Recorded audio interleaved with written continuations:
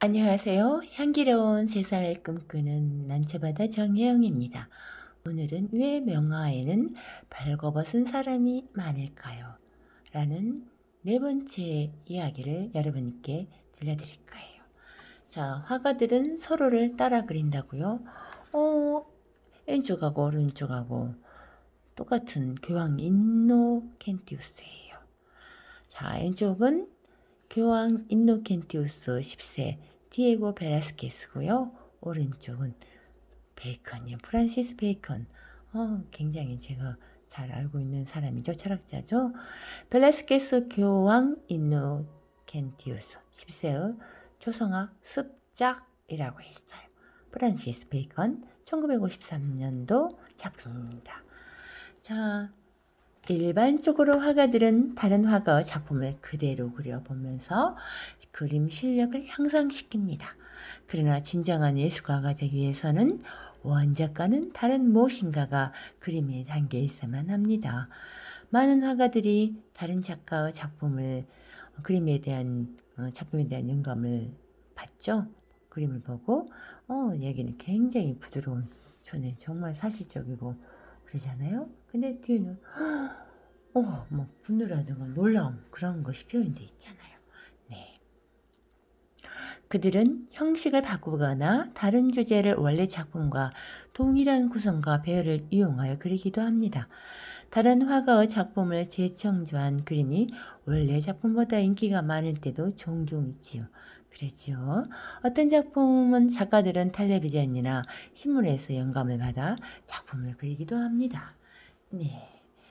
프랜시스 베이컨은 20년 넘게 벨라스케스가 그린 교황 인노켄티우스 10세를 기초로 해서 여러 작품을 만들었어요. 하지만 베이컨은 벨라스케스 원래 작품을 실제로 본 적은 한 번도 없었지요. 베이컨은 실제와는 다르게 교황 그림을 그렸어요. 유리 상자에 갇혀 극도 공포감을 느끼며 졸교하는 모습의 교황을 그렸답니다. 그래요. 무엇이 같고 무엇이 다른가요? 네, 어떻든 의자에 앉아 있는 것은 같은 것 같아요. 네. 그런데 공포에 질린 모습하고 그런 것은 영 아닌 것 같죠? 네. 네. 고인이 된 유명 인사도 있어요. 일본에서 프랑스로, 위에 봐보세요. 위에는 일본이에요. 36.5 후지산 풍경 연작 중 테라스에서 후지산을 바라보는 사람들. 가츠요시카 호쿠사이 1830년에서 33년 작품이고요. 밑에는 상타드레스 테라스 클로드 모네. 네. 위하고 아래하고 전혀 다른 느낌이 들지만은 구도는 좀 비슷한 것 같지 않나요? 클로드 모네는 호쿠사이가 그린 위유 그림을 너무나 사랑했습니다. 아, 그렇군요. 그래서 1830년대에 있던 그 그림인데 그것을 봤는가 봐요. 그 당시 모네를 포함한 많은 프랑스 인상주의 화가들은 일본 미술에 심취해 있었습니다. 단순한 배치, 강렬한 색채, 꿈틀거리는 필선 등이 그들을 사로잡은 것이지요. 생타드레스 테라스는 모네가 일본 미술을 얼마나 동경했는지 단적으로 보여주는 작품입니다. 테라스를 중심으로 하늘과 바다 풍경과 아래쪽 테라스의 전경으로 나뉩니다. 네, 이런 독특한 면 분할은 당시 일본 판화의 가장 큰 특징이었다고 하네요. 또한 모네 작품 속 사람들과 배와 거리에서 호쿠사이 작품 속 사람들과 후지산과 거리가 거의 비슷하죠. 네. 그랬어요. 좋아하면 모방하게 되겠잖아요. 네. 오른쪽은 제가 여러 번 이 마릴린 먼로에 대해서 들었어요. 어제도 그렇게 들었는데 실제 이 마릴린 먼로는 굉장히 영리하고 책을 많이 읽었던 사람이에요. 그 금발이 미녀가 아니라 흑발이었죠. 그런데 좀 아쉬워요. 너무 좀 오래 살 수 있었으면 좋았을 텐데.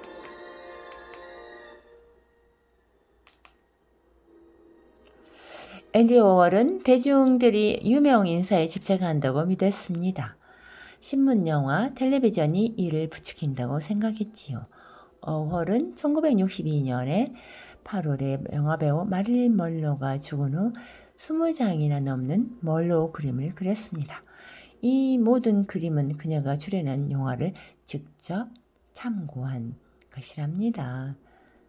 워홀은 한쪽은 밝은 색깔을, 다른 쪽은 흑백을 사용하여 삶과 죽음을 표현했습니다. 그림을 여러 번 반복해서 붙임으로써 그는 마릴린 먼로가 얼마나 대중매체에 집착했는지 보여줍니다. 마릴린 먼로 두포, 앤디 워홀 1962년. 그래죠. N쪽은 그래요. 노란색, 황금색 그 트레이드마크인 머리 모양을 가진 그대로 표현해 준 것 같은 느낌 들고요. 오른쪽은 흑백으로 되어 있잖아요. 네. 내 동생이 그래도 이것보다는 낫겠다. 그렇군요. 여러분은 이 그림을 보고 무엇을 느끼나요? 네. 오른쪽 봐보세요. 정말이에요. 달팽이라고 하는데 그러면 이렇게 해서 달팽인가? 앙리 마티스예요. 1953년. 여러분은 예술가의 작품이 너무 유치하다고 생각하거나 여러분이 그래도 이것보단 잘 그리겠다고 느낀 적이 있나요? 네, 그럴 때도 있어요. 어떤 작품들은 너무 단순해서 이처럼 생각할지도 몰라요. 하지만 예술가들은 여러분이 생각하는 것보다 훨씬 복잡한 개념이나 생각을 작품 속에 담습니다. 색깔이 좋아도 그렇고요. 네.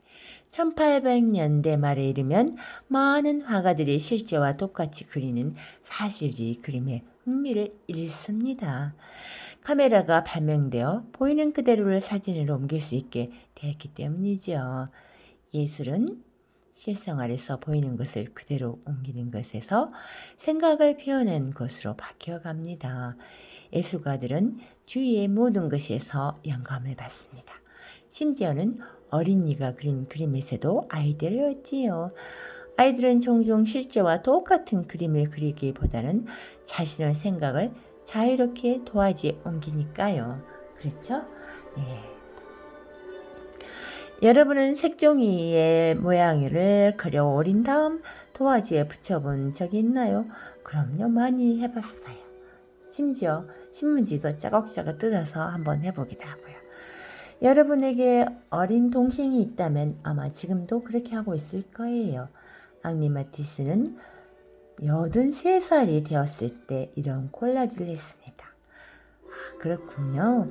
위의 그림은 보기에도 단순해 보여도 절대로 단순하지 않답니다.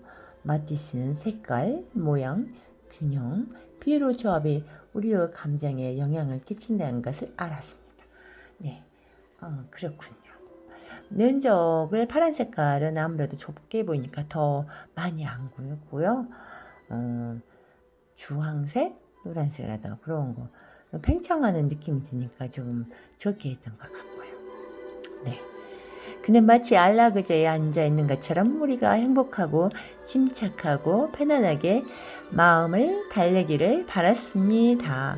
정말 그럴까요? 그러면 그것을 느끼도록 또 노력해봐야 될 것 같는데요. 이 작품을 보고 화가의 느낌을 알 수 있나요? 여기 작품을 보고 말해보세요. 여기도 마찬가지로 여기도. 여러분은 그들이 보이나요? 잘 보여야죠. 네. 장 미셸 바스키아는 열정적으로 작품 활동을 했습니다. 어린아이처럼 그림을 그리기도 했지요. 바스키아는 그 미술 실력을 과시라고 하지는 않았어요. 단지 그가 느낀 순간을 그리려고 했을 뿐이에요. 바스키아는 강렬하고 열정적으로 그림을 그렸어요.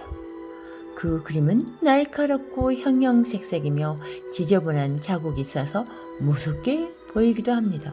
그러잖아요. 여기 보면 흐르는 모습이 보이잖아요. 조니 펌프 소년과 개, 장 미셸 바스키아 1982년 작품이에요. 여러분의 애완동물로 만들어 보세요. 여기 새가 있어요. 앵무새인 것 같지 않나요? 후안 그리스를 위한 앵무새 조셉 코넬 1950년에서 54년. 조셉 코넬은 자신이 틈틈이 모은 물건들을 서로 모아 콜라주하고 나무 상자 속에 배치하여 마치 연극 무대처럼 작품을 꾸밉니다. 네. 그는 우리 눈에 익숙한 물건들을 이용하여 꿈과 상상의 세계를 만들었지요. 여러분은 코넬의 작품을 보고 어떤 생각이 드나요?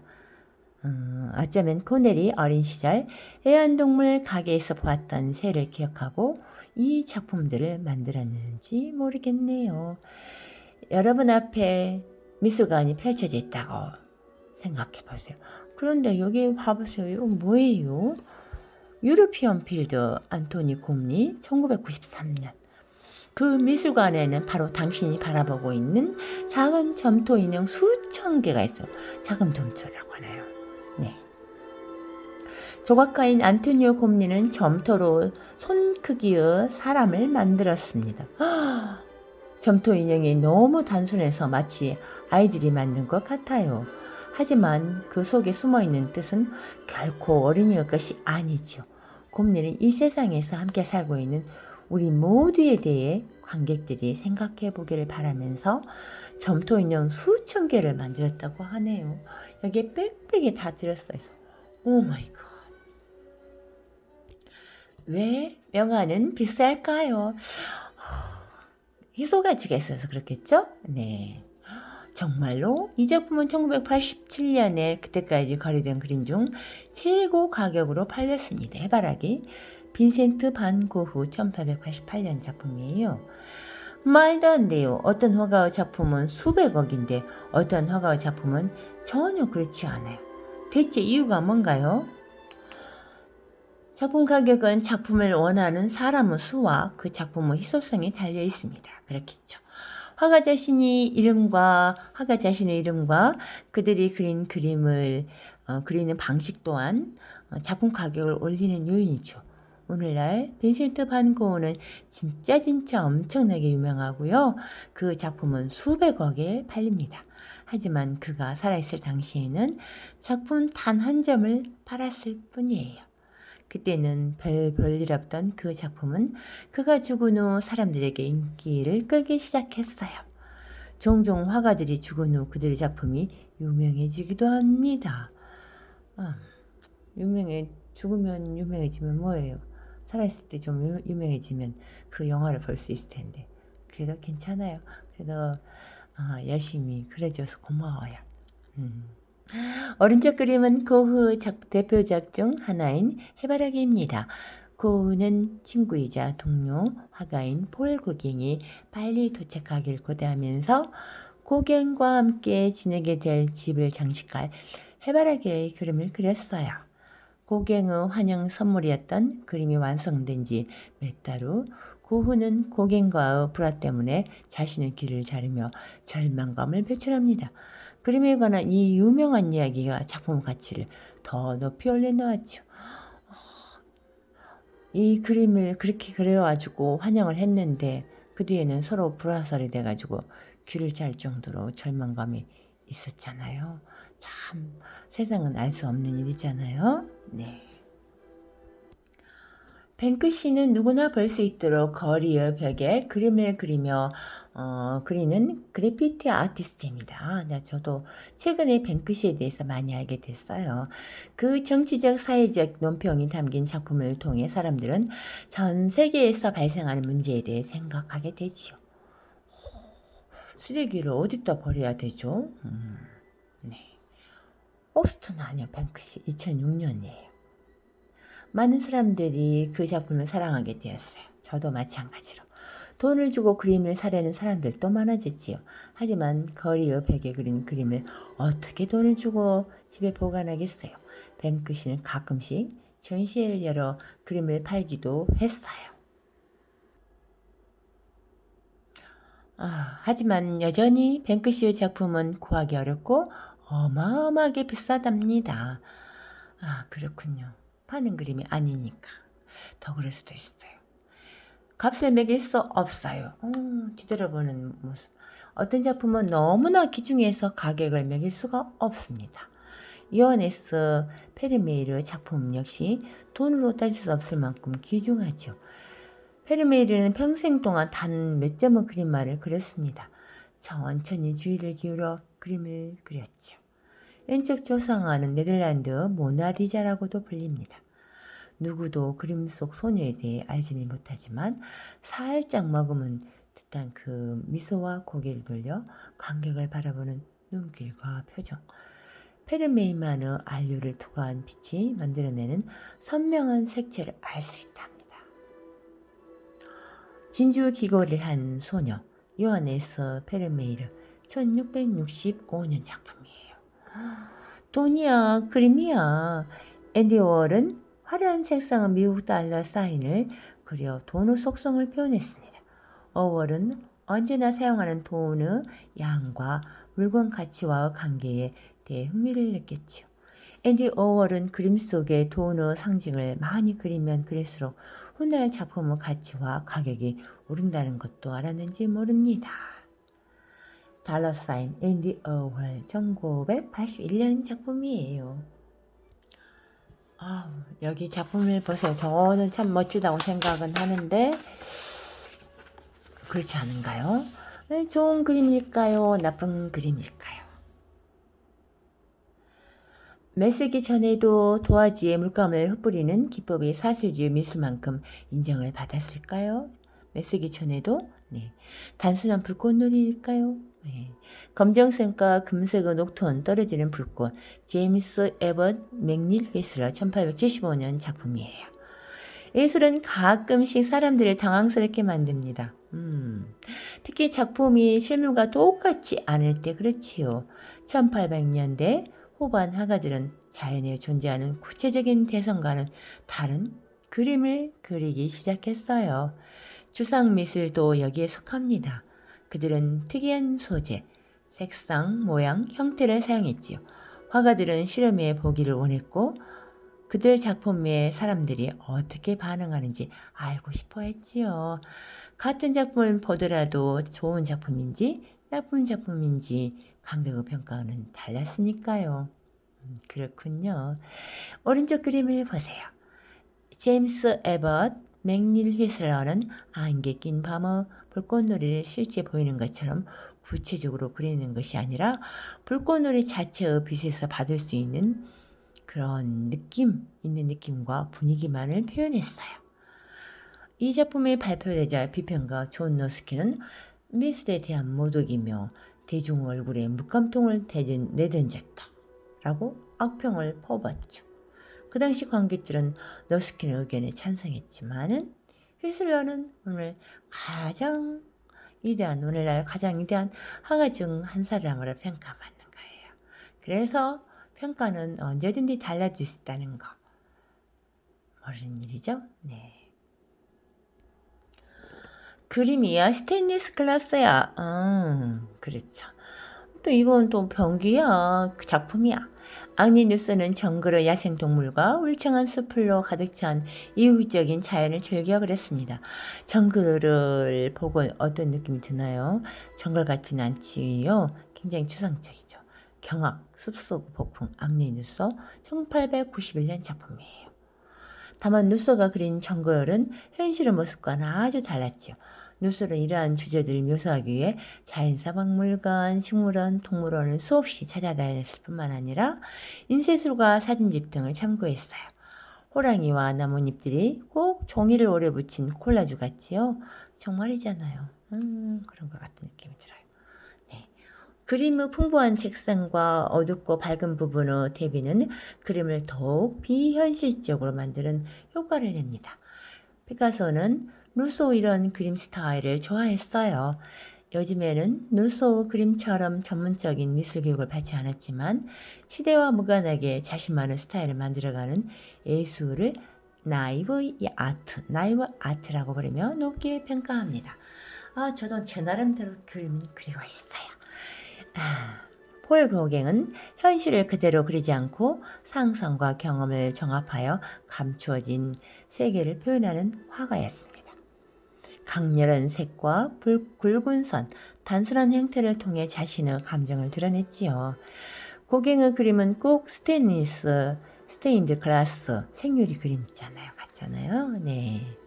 그 당시 사람들은 실제와 다르다고 그 작품을 싫어했지만 오늘날 고경의 작품은 어때요? 높은 평가를 받고 있잖아요. 설교 뒤의 환상, 폴 고갱, 1888년. 설교를 하는데 지금 그 뒷모습이 보이잖아요. 듣고 있는 거예요. 네. 수녀들 같기도 하고 아무튼 기도를 하고 있어요. 하지만 이건 병기라고요. 밑에 보면 병기 같지 않나요? 네. 샘, 마르셀 듀상, 1917년. 이게 샘이라뇨. 네. 병기를 전시해 놓고 예술이라고 말할 수 있을까요? 1917년 마르셀 듀상은 병기로 작품을 만들었어요. 사람들은 그 작품을 보고 경악했어요. 듀상은 예술가가 전시하려고 무엇인가가 새로운 것을 만들 필요는 없다고 주장했어요. 예술은 단지 아이디어만 있으면 된다고 주장했지요. 그는 사람들이 새로운 방식으로 작품을 사물을 보기를 원했어요. 또한 예술적인 기술보다 독창적인 아이디어를 더 중요하게 여기기를 바랐답니다. 여러분은 예술작품을 제대로 감상할 수 만큼 똑똑한가요? 십자가에 못 박힌 그리스도 고난상을 찾아보세요. 그것이 이 두 사람은 카톨릭 신자라고 하는 표시돼요. 근데 사실 저 위에 있다고 그러는데 작아서 안 보여요. 거의. 어떤 예술가들은 예술작품을 제대로 이해하기 위해서 똑똑해야 한다고 생각합니다. 또 어떤 사람들은 예술작품을 제대로 이해할 수 있는 건 근다고 해서 똑똑해야 예술작품을 제대로 이해할 수 있는 건 아니잖아요. 하지만 작품 속에서 무엇을 나타낼지 아는 것은 중요합니다. 물론 아주 오래전 그림이라면 그 안에 담겨있는 무엇인가를 우리가 인식하지 못할 수도 있어요. 그래서 때때로 우리는 작품을 주의 깊게 살피고 화가의 의도를 밝히려고 노력해야 합니다. 대부분의 예술작품에서 화가는 우리가 작가의 의도를 이해할 수 있도록 단서를 숨겨놓기도 해요. 어떤 작품은 심지어 우리에게 작가의 의도가 무엇인지 가르쳐주기도 합니다. 나 이것을 표현하고 싶어 하고 제목에도 그리고 그림에도 그렇게 보여주기도 하잖아요. 대사들, 소, 한스 홀바인, 작은 그림들. 1533년. 이 그림에 대해서 많이 공부하면 할수록 여러분은 많은 것을 볼 수 있어요. 그림 속 두 사람의 사이에 있는 여러 물건을 봐보세요. 지구본과 천구이 이들이 교양이 있고 여행을 자주 다녔다는 것을 나타내겠죠? 바닥에는 뒤틀린 해골이 있어요. 한스 홀바인은 우리에게 삶은 영원하지 않고 덧없는 것이라는 것을 해골을 통해서 말하고 있어요. 오래된 기술을 배울 수 있나요? 새 비단을 찾는 궁중 여인들, 짓는이라고 해야 되는 것 같은데 1100년도 초 그림은 그리고 또 중국이나 일본 같은 느낌이 들어요. 고대 중국에서 그려진 이 섬세한 그림은 여성들이 새로 비단을 짓는 모습을 화폭에 담았습니다. 비단 짓는 일은 오래된 기술로 대부분은 이 기술을 모르죠. 하지만 여러분이 이런 그림을 제대로 이해하려면 어때요? 비단 짓는 기술에 대해서 공부해야만 합니다. 그림은 때로 기술을 자세히 설명하는 도표가 되니까요. 여러분은 그림이 우리를 똑똑하게 해준다고 봐야죠. 그림이. 안드레스 베살리우스는 의사이자 사파가였어요. 1943년 그는 공부하는 의사를 위한 7권의 책을 쓰고 사파를 그렸지요. 베살리우스는 죽은 사람의 몸을 해부해 몸 구조물을 연구했고 이를 정확하게 그렸습니다.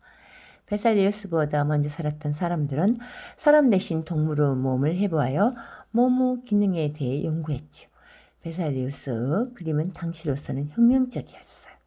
근육에 대해서 정확하게 지금 보고 한 것 같잖아요. 인체 해부에 관하여 안드레아스 베살리우스 1544년 작품이고요. 이 작품은 제가 많이 본 것 같기도 해요. 바쿠스와 아리아드네 티치아노 1520년에서 23년. 여러분은 이 그림 속에 담긴 이야기를 읽을 수 있나요? 신화를 공부한 사람만이 아래 그림이 어떤 장면이며 등장인물은 누구인지 알 수 있습니다. 전투용 마차를 탄 사람은 그리스 신 디오니소스, 노마 신화에서는 바쿠스입니다. 네, 전차를 타고 있어요. 크레타 공주였던 아드리아네는 미노타우로스를 죽인 테세우스와 사랑에 빠져 그가 미루를 빠져나올 수 있도록 도운 다음 함께 낙소스 섬으로 도망치지만 어때요? 거기서 테세우스는 홀로 고향으로 떠나버렸잖아요. 이에 절망을 빠져있던 아리아드네는 디오니소스 사랑으로 위로받고 그와 결혼한답니다. 네, 그렇군요. 네, 사랑을 받고 있군요.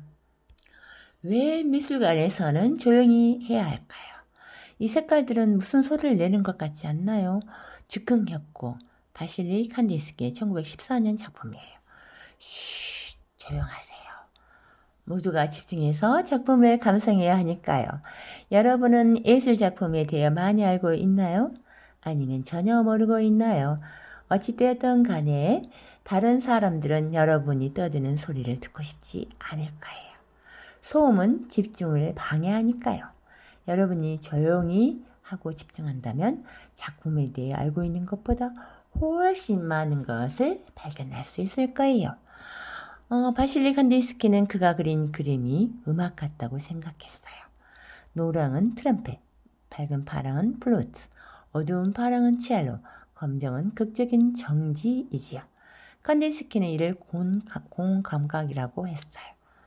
공감각은 어때요? 소리를 본다, 색깔을 듣는다 같은 의미를 지닌 단어라고 하네요. 여러분이 미술관에서 조용히 해야 할 이유가 하나 더 생겼네요. 칸디스크 색깔을 들으려고 노력해 보세요. 공감각. 네. 자, 이 네 번째 마지막 작품에 대해서 이야기할 거예요. 존경심을 보여라. 왼쪽 그림은 인도 무굴 제국의 황제 악바르 대제의 궁정에서 열린 모임을 그린 것입니다. 나르싱은 종교와 믿음이 다른 사람들이 모여 조화를 이루는 모습을 그렸죠.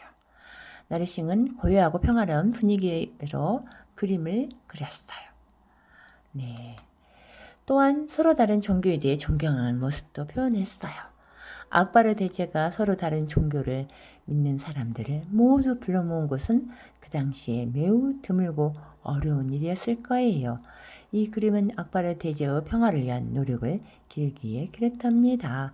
악바르 대제 궁정의 예수의 선교사 나르싱 1605년. 네, 여러 종교의 사람들이 같이 있어요. 네, 그 다음에 여기는 좀 가까이 대봐야 된가요? 네, 작품을. 네.